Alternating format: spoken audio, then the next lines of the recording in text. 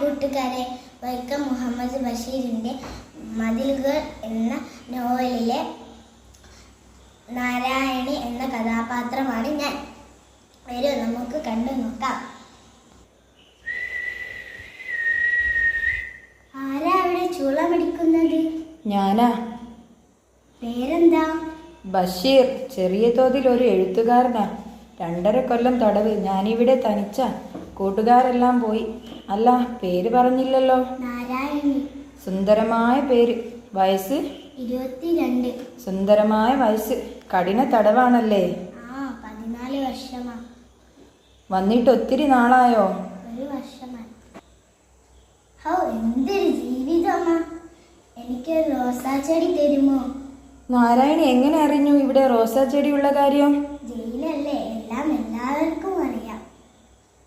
തരുമോ? നാരായണി, ഈ ഭൂമുഖത്തുള്ള എല്ലാ പനിനീർ ചെടികളും ഞാൻ നിനക്ക് തരാം. ഒരെണ്ണം മാത്രം മതി. തരാമോ?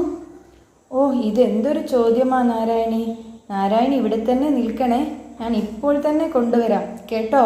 ഓ, കേട്ടു.